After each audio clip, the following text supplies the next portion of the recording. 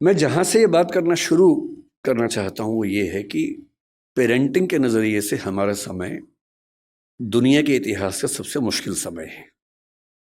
Parenting हमेशा मुश्किल रही है।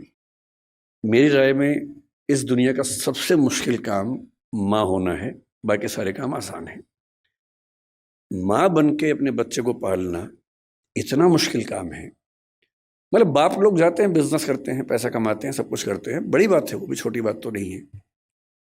लेकिन उससे ज़्यादा मुश्किल है एक छोटे बच्चे के साथ 24 घंटे गुजारना, बिना क्रोधित हुए गुजारना, उसकी हर तरह की जिद, हर तरह की छटपटाहट, बेचैनी को झेलते हुए गुजारना, अपने जो करियर हो सकता था उसको दांव पे लगा के उसकी ज़िंदगी को संवारना। एक छोटा बच्चा एक स्टार्टअप जैसा होता है, क्योंकि जैन समुदाय है इसलिए मैं ऐसी भाषा ज़्यादा बोल रहा हूँ। एक स्टार्टअप जैसा है। आप उस पर 15, 17, 18 साल इन्वेस्ट करेंगे, बहुत सारी पूंजी खर्च करेंगे, समय खर्च करेंगे, तो जाके उसकी वैल्यूएशन बनती है। और नहीं तो जैसे स्टार्टअप फेल होते हैं, 1000 में से एक आधी पास होता है, बहुत सारे स्टार्टअप फेल होते हैं। तो ये परवरिश की दुनिया में भी होता ही है।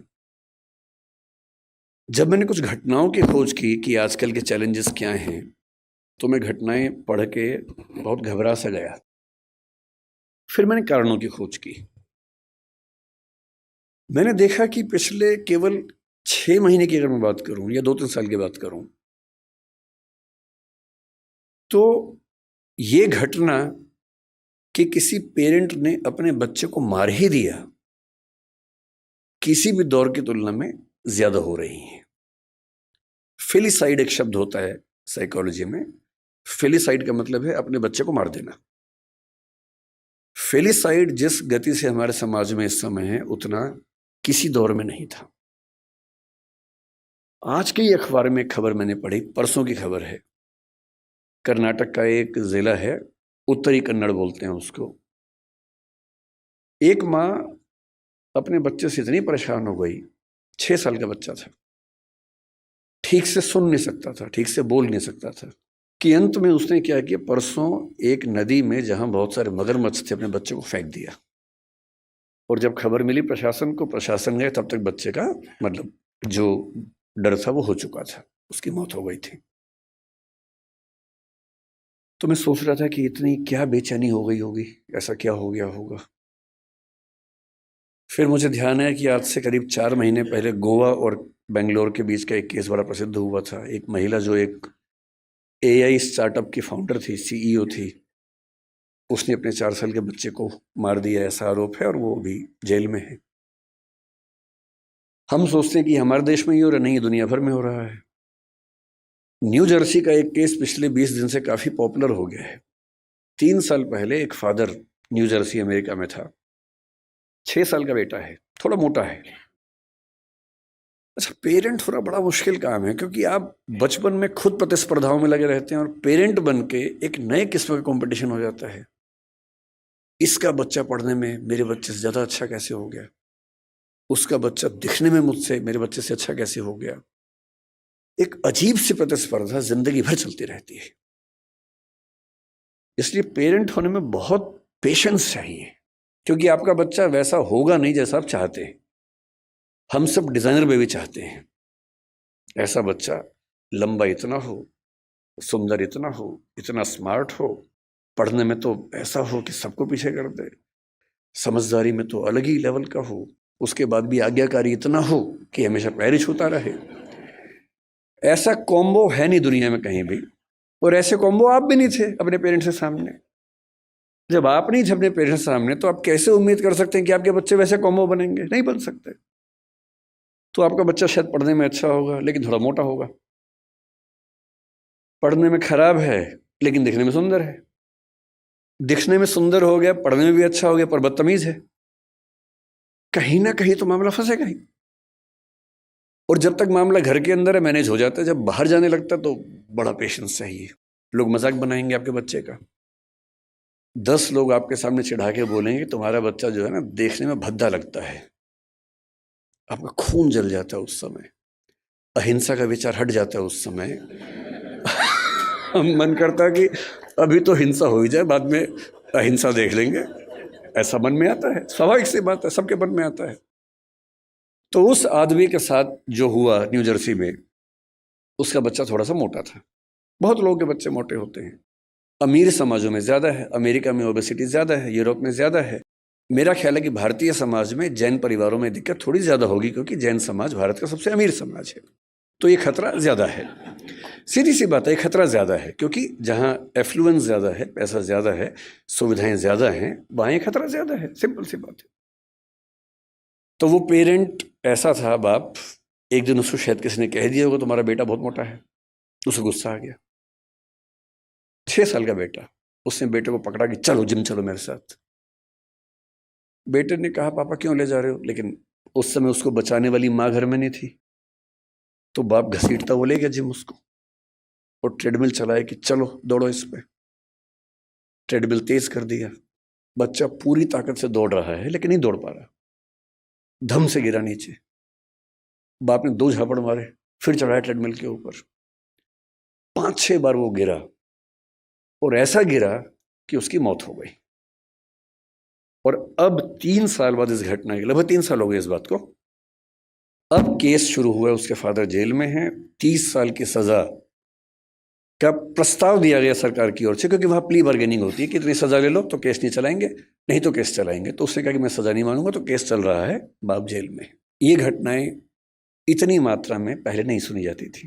पहले किसी माँ का अपने बच्चे को मारना केवल एक स्थिति में होता था कि माँ अविवाहित है, वो ऐसी स्थिति में फंस गई है कि कुछ कर नहीं सकती है, उसके लिए जिंदा रहना मुश्किल है। तब भी वो मारती नहीं थी, कहीं छोड़ देती थी, भाग जाती थी।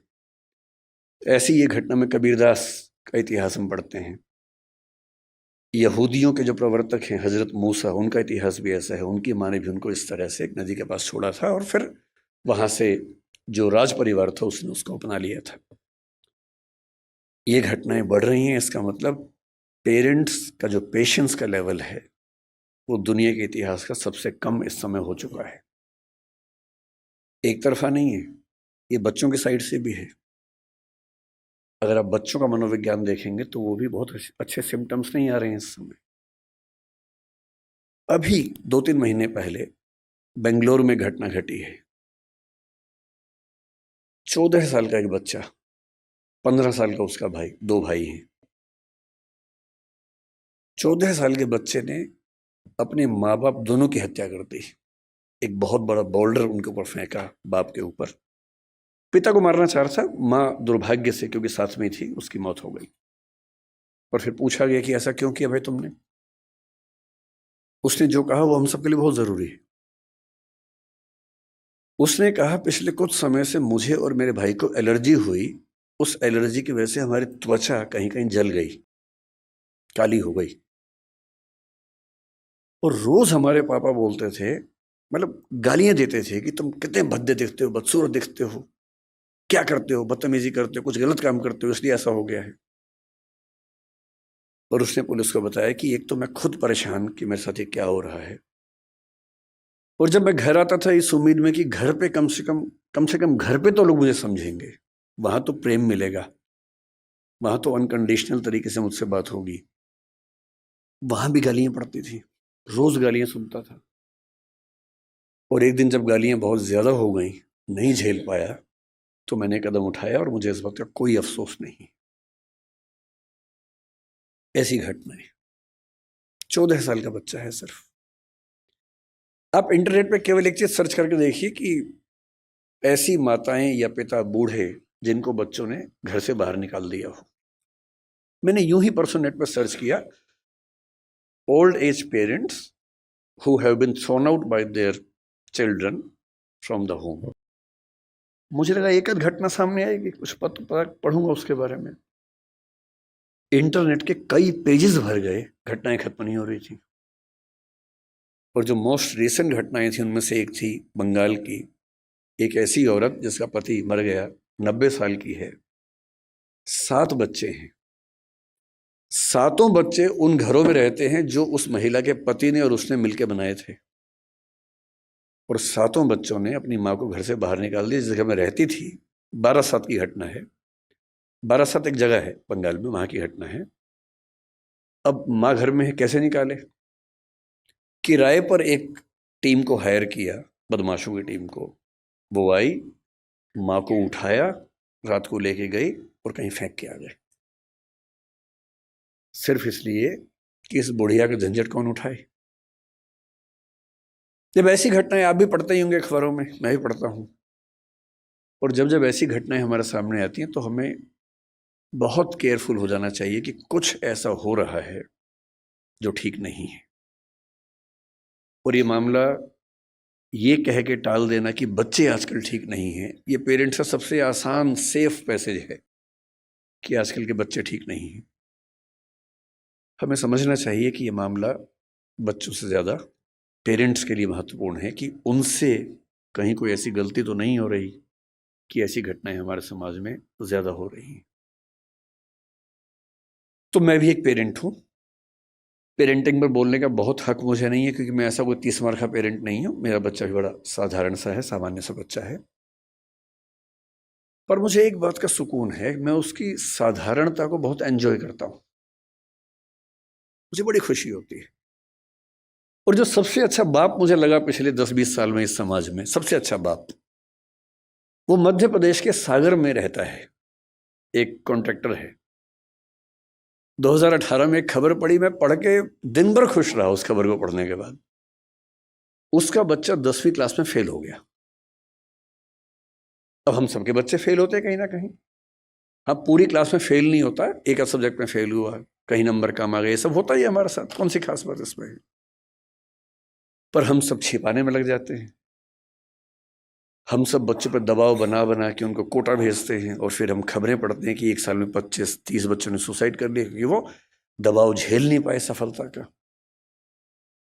उस बाप को बड़ी चिंता हो गई कि मेरा बच्चा फेल हुआ है, उसके आसपास के बच्चे चिढ़ाएंगे, उन बच्चों के पेरेंट्स चिढ़ाएंगे, बुलिंग होगी, इस बच्चे पर दबाव ना हो जाए।